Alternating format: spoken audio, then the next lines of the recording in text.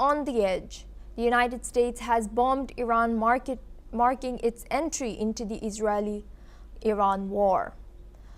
President Donald Trump confirmed strikes on 3 major Iranian nuclear sites: Fordo, Natanz, and Isfahan. Trump said that the U.S. obliterated Iranian nuclear sites. He also said that Iran should make peace or face more attacks.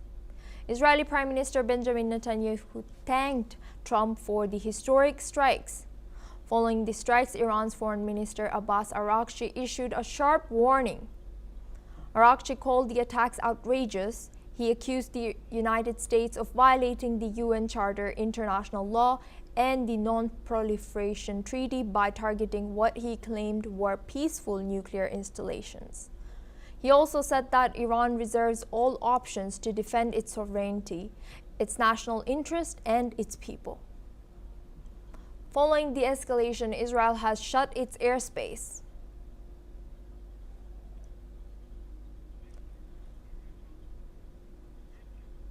Tensions in the Middle East have escalated after U.S. forces launched airstrikes on 3 Iranian nuclear sites. The strikes have sparked strong reactions worldwide.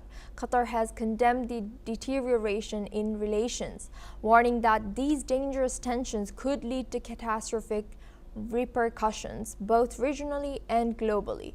Saudi Arabia has called for immediate de-escalation, urging all sides to avoid further violence. Oman, which had been mediating nuclear talks, also strongly condemned the U.S. actions. Meanwhile, the EU's top diplomat has called for all parties to step back and de-escalate.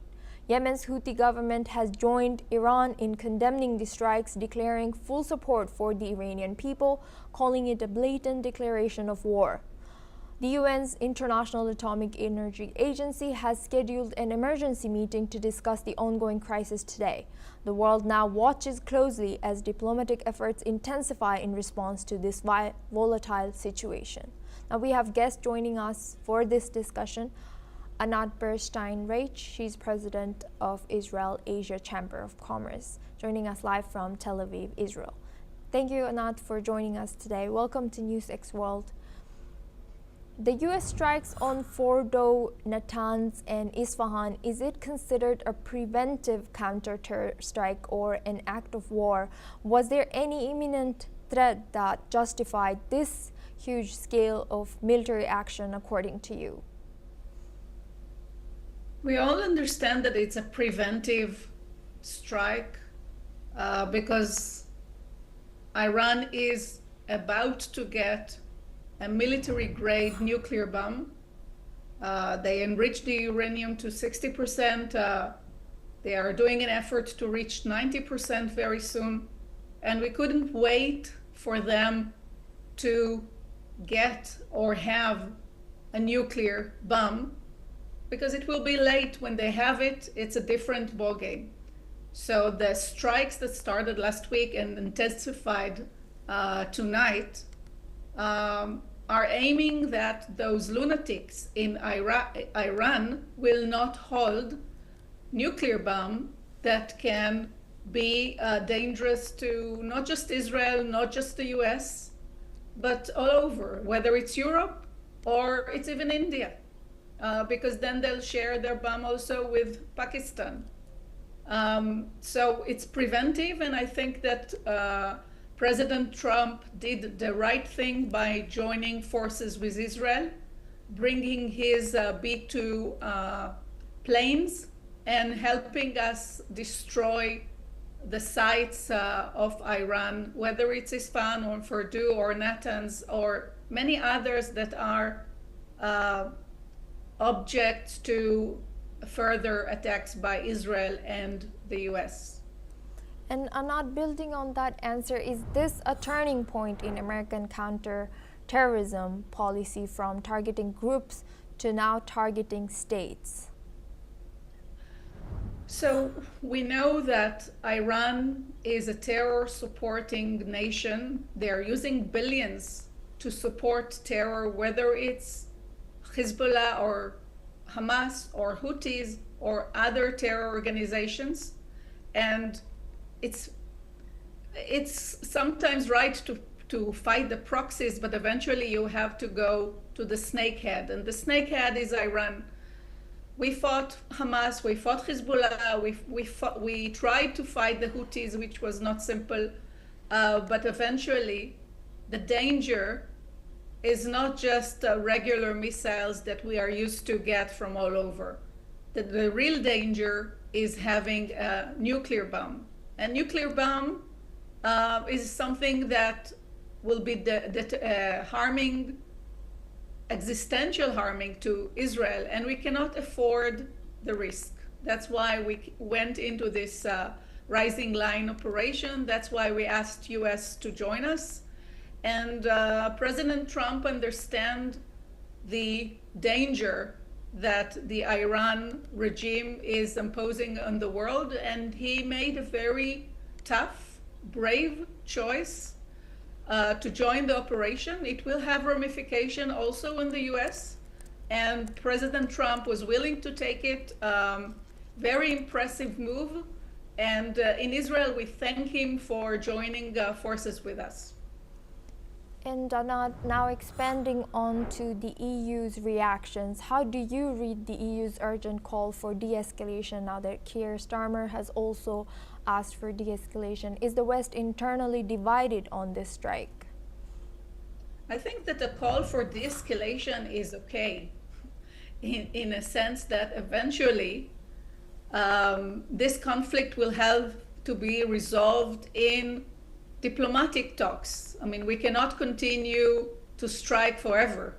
Iran will have to understand that in order to stop the strikes, they need to go into the conference room with willingness to collaborate, to stop the military nuclear activities, to give access to control, and stop uranium enrichment and other activities that they're doing in order to achieve nuclear bomb, military nuclear bomb. So EU will call for it. I'm sure that behind the scenes they are happy that the US and Israel are doing, as the Chancellor of Germany said, the dirty work of the world. So it's okay to hear all those, also those voices. I hope that within a week, Iran will agree to reach the table and this ordeal will be over. And now moving on to, or expanding to Middle East reactions as well, can Oman still act as a mediator, and now that things have escalated and US has joined this action? I think that first India can be a great mediator to the parties, if I may say, more than any other country. When I'm looking at other Arab countries, I'm not too sure that there is anyone that can really play a role between the US and Iran. Saudi could play a role, but Saudi's interest is very similar to the US interest that Iran will have no nuclear power. They also a fear of Iran. Same applies to Egypt. Egypt is also afraid that Iran will be stronger than what they are now.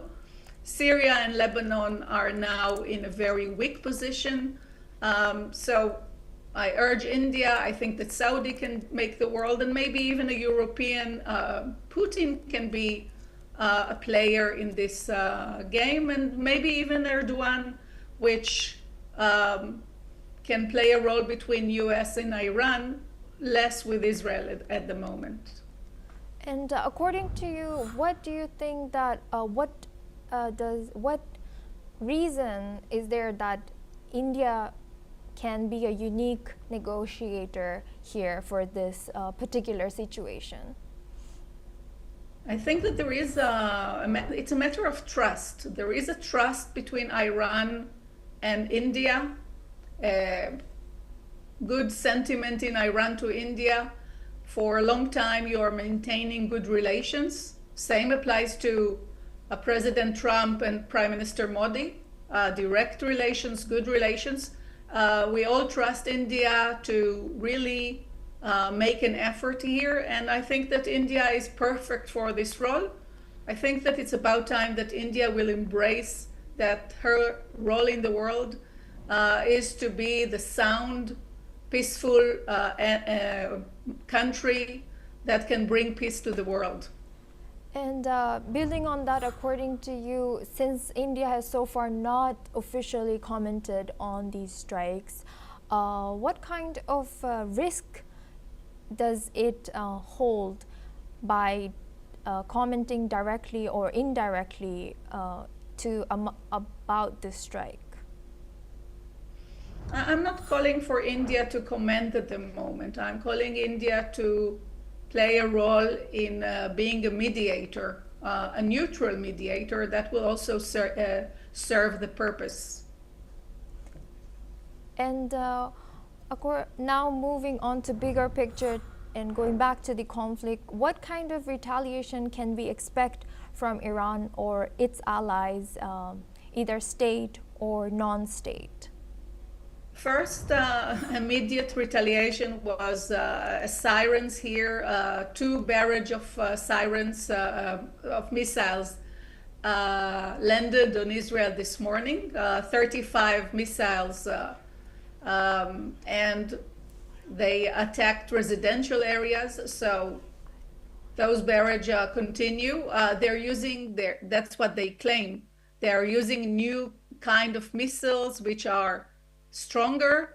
They started to use cluster bombs, which are more dangerous and detrimental to a wider area. It's not legal, but I'm not expecting Iran to play it legal. As to hurting U.S., they spoke about hurting U.S. bases in the area in Asia. I'm sure that U.S. is taking measures to protect their people. Many bases and U.S. facilities were evacuated. Iran can continue its terror against citizens of U.S. and Israel as they do. Unfortunately, that can happen. We just came to know about a terror attempt to hurt Israelis in Cyprus. So, and this is the game that Iran is doing for many years, playing the righteous, but they're actually terror supporting country. Nothing can change them but for the understanding that they are weaker now and they need to come to their senses. Thank you, Anat, for joining us. You will stay with us. Now we have a breaking news following the U.S. airstrikes on 3 Iranian nuclear sites. The head of the International Atomic Energy Agency, Rafael Grossi, announced an emergency meeting of the IAEA Board of Governors to be held tomorrow in Vienna. Meanwhile, Iran has formally requested an investigation into the U.S. attacks. Iran's nuclear chief Mohammad Eslami sent a letter to Grossi urging the IAEA to examine the strikes, which have now escalated tensions in the region and raised serious concerns about international nuclear facility. Now we go back to Anat for this discussion. She's president of Israel Asia Chamber of Commerce. Anat, with the IAEA announcing board meeting tomorrow regarding the situation, what do you think about the timing of this announcement? I mean, they can call a meeting, and I don't think that it will make a big impact, in a sense that the U.S. will continue to strike, Israel will continue to strike, as long as Iran is not calling for a discussion, a real discussion, not just buying time as they did in the past 60 days before this operation starts. If they really want these strikes to stop, they need to come with a willingness to stop their manufacturing of missiles and their nuclear program. Very clear. And now Anat, you will stay with us. We have another breaking news. Iran's Foreign Minister Arakchi insists that Iran has never left the negotiating table, challenging the notion that Tehran needs to return when it has been engaged all along. He sharply criticized Israel and the United States, accusing them of having blown up diplomatic efforts aimed at resolving ongoing tension. Now we go back to our discussion with Anat Berstein-Reich. She's president of Israel Asia Chamber of Commerce. Now that we have had a comment from from Al-Raghchi, what do you think about his stance and his point of view? Why is he saying that we never left the negotiating table? It depends what you do in the negotiation table. If you sit and only drink tea and cookies and you don't really, you don't mean to reach an understanding, that the negotiation is no use. And that's what happened. So they came to the negotiation, but not with the willingness to open their sites for international investigation and control, without commitment to stop their military activities. They are playing it, they're a hypocrite, I would say, in a sense that they didn't really mean to stop their nuclear activities. They need to come in clean hands and open mind and open heart to really stop their nuclear activities. And then I'm sure that the US doesn't want to continue, and Trump wants his Nobel Peace Prize. We all heard his comments in the weekend. Just let him stop, but Iran needs to make the effort in this regard. Anat, you will stay with us. We have another breaking news. Yemen's Houthi rebel government has expressed support on today for its armed wings vow to target US ships in the Red Sea if Washington strikes Iran. The statement has followed US airstrikes on Iranian nuclear sites, escalating tensions further in the region. Yemen's government reaffirmed its commitment to the armed forces declaration, signing its readiness to respond to any further US military actions in the Middle East, adding fuel to the volatile situation. Now we go back to our guest discussion with Anat Berstein-Reich. Thank you, Anat, for staying with us. Now with the Houthi rebels' comments coming in and threatening US in a way that if you keep targeting Iranian nuclear sites, there can be multi-front conflict. And how seriously should Washington take this threat from Houthis now? Houthis, Hezbollah, Hamas, Iran is the same organization. There's nothing special about Houthis now threatening the US, and definitely if the US is not afraid from Iran, they are not afraid of the Houthis. Houthis get their resources, technology, training, everything from Iran. The Americans were nice to the Houthis till now. Trump left them alone for a while, but very quick strikes by US on the Houthi bases will stop this activities of the Houthis. So I'm not worried about the Houthis. It's a nuisance, of course. It's a nuisance because they are harassing shipments and disturbing international logistics all this while. But like the B-2 that came on Iran, such a big 2 can make few kilometers east and hit on Iran, on Yemen and the Houthis. So I don't see them as a big issue to the US. It's like a dog that barks when someone is around him. That's how I view the Houthis.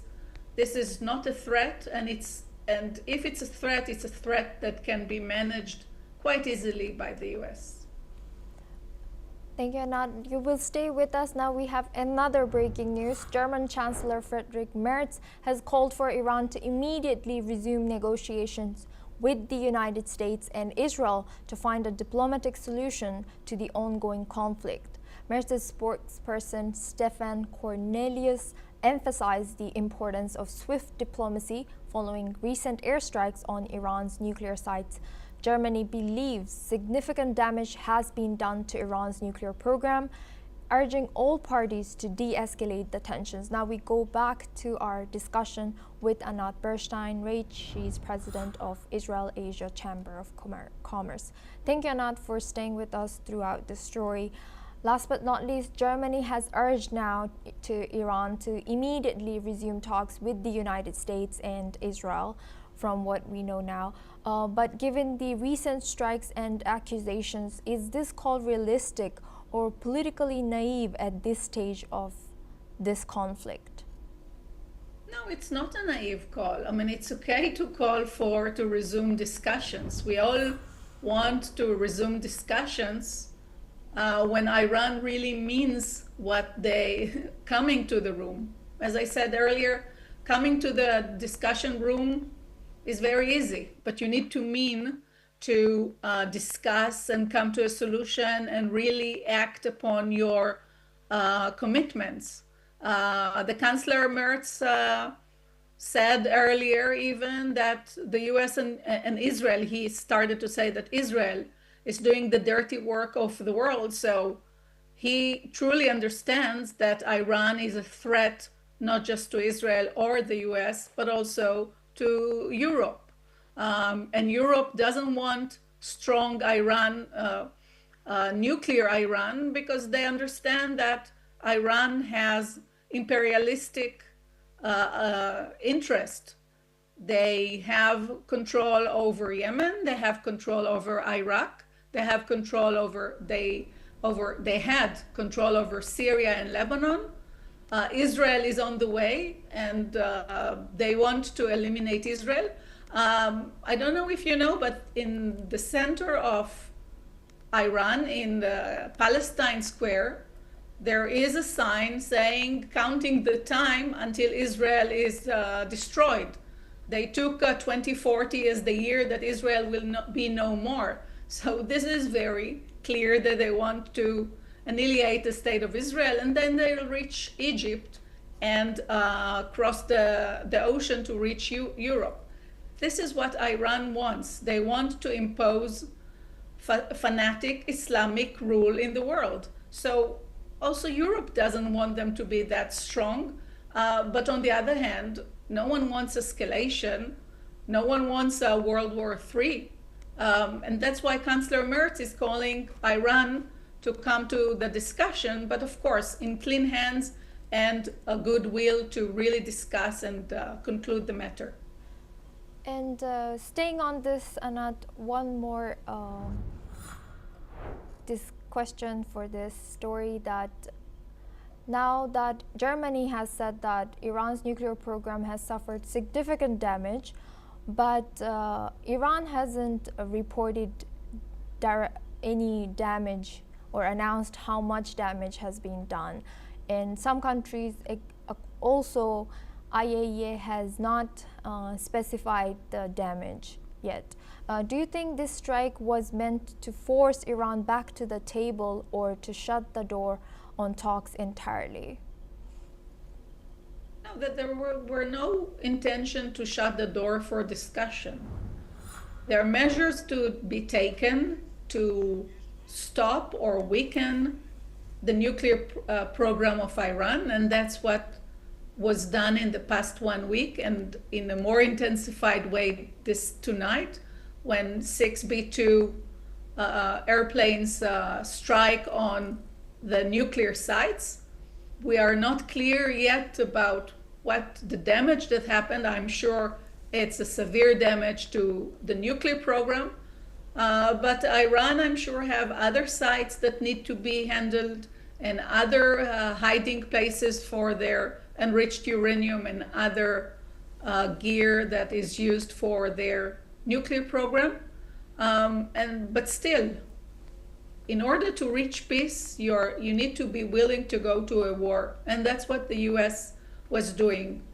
They were trying to come in peace initially. Iran didn't take them seriously.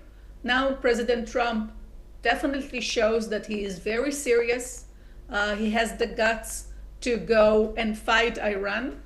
And Iran, I believe that within few days will come back to the table in a more honest and I would say willing hand to go into real discussion. Thank you very much, Anat Bernstein-Rach, for joining us for this discussion.